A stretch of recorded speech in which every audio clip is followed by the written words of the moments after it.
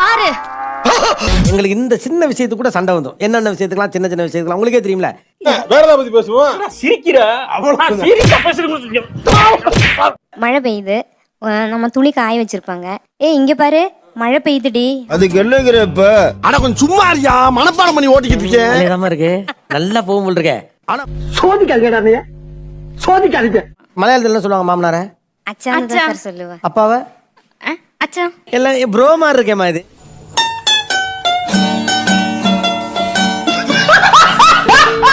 மலையாளத்துல அத்தைக்கு என்ன? அம்மா.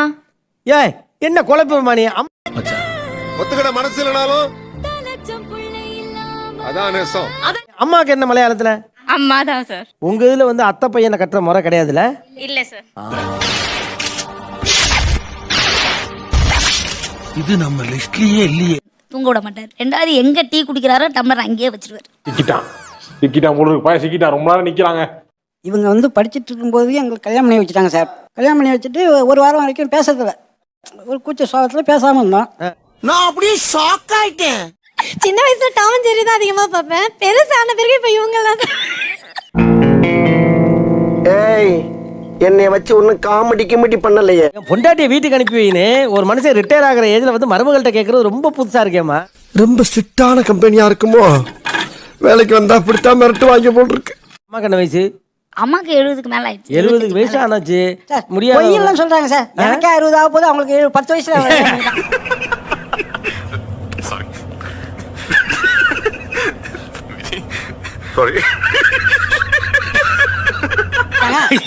அவங்களுக்கு 85 வயசுக்கு மேல ஆகும் சார்.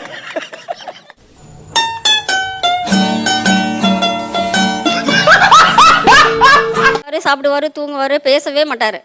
நான் நெல்சன் வர்ற மாதிரி உங்களுக்கு இன்னைக்கு கல்யாண நாள் சார். அப்படியா? ஆமா சார். ஒரு ஆல்பத்தை பாத்துக்கிட்டேன், இங்க போனாலங்க அப்ப எடுத்தது போனதுன்னு பேசணும் அப்படின்னு ஆசை. ஆமா. இது என்ன பிரமாதம்? இதை விட பெசலைட் ஒண்ணு இருக்கு, கூவிடா. அதுக்கெல்லாம் எங்க சார் நேரம் இருக்குது? புரியல, என்ன பண்றீங்க? ஓப்பனிங்லாம் நல்லா தான் இருக்கு, ஆனா உங்ககிட்ட பிடிச்சும் சரியில்லையாப்பா. இதுதான் லவ் பண்றது, அது ஆசீர்வாதம் பண்றது. ஆளை பார்த்தா டம்மி பீஸா இருக்க, பயங்கரமான ஆளா இருக்கேடா. சார் எங்க மாமனார் மட்டும்தான் சார் திருப்திப்படுத்த முடியும். நாங்க போய் வாங்கி திருப்திப்படுத்த முடியாது. என்ன ஒரு புத்திசாலித்தனம். ஓ, அதாவது அவர் போய் பொருள் வாங்கிட்டு வந்தாதான் உங்க மாமியார் திருப்தி அடைவாங்க. அவங்க அனுப்புற அத்தனை வாட்டி எங்க மாமனார் மட்டும்தான் போவார். ஒருவேளை இருக்குமோ ஒருவேளை இருக்குமோ. ஆண்கள் அப்படி உண்மையாவே விருப்பப்பட்டு தான் வெளியில போறீங்களா? அதையெல்லாம் அப்படியெல்லாம் ஒண்ணுமே கிடையாது சார். உனக்கு உண்மை தெரிஞ்சு போச்சு, உன்னை விடக்கூடாது. இன்னொரு பாயாசத்தை போட்டுற வேண்டியது. எங்கள் ஃபேமிலியை பொறுத்த வரைக்கும் சார், எங்கள் மாமனாருக்கு உலகமே அவங்க மனைவி தாங்க சார். சரி போனா பாரு, அவன் தான் கிரேட், அவன் தான் உண்மையான ஆம்பள, ஒரிஜினல் வீரன். ஆக்சுவலா ஒரு வயசுக்கு மேல ஏன் ஆண்கள் மனைவி தான் உலகம்னு மாறிடுறீங்க? வேலை செய்யற வரைக்கும் நமக்குள்ள ஒரு தைரியம் இருக்கு. Boomer uncle. Yes. Come on uncle. Boomer uncle. எப்படி அங்கிள் பூமர்? எப்படி பேசிட்டு இருக்கும்போதெல்லாம் எங்க வீட்டு ஞாபகம் வந்து எனக்கு ஓடிக்கிட்டே இருந்தது. உங்க பேர் என்னன்னு அடியேன்னு தெரிஞ்சுக்கலாமா? விஸ்வா. எங்க அப்பா வந்து வீட்டுல யார் கூட பிரச்சனை வந்தாலும் எங்க அம்மா கூட தான் சண்டை போடுவார். அட வெக்கம் கட்டுவீங்களா? இதுக்கு எதுக்குடா வெள்ளையங்கிலி மாலைன்னு? இவங்களுக்கு ஒரு 2வது ஹனிமூன் போகலாம். இவங்க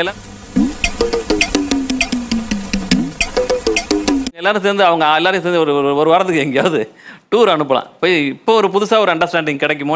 ஓ, நீ அப்படி வரியா? சண்டையில வெளியில இருந்து பார்க்கல சண்டையா இருக்கு, ஆனா அதுக்குள்ள எவ்வளவு காதல் இருக்கு.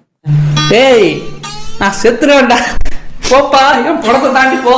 நம்மளே பரிதாப நிலையில் தான் இருக்கிறோம். அவங்க ரொம்ப நேரம் வெளியில போனாங்கன்னா கொஞ்ச நேரம் காணும்னா உடனே மனசு வந்து ரொம்ப கஷ்டமா இருக்கும். ஒத்துக்கிட மனசு இல்லனாலும்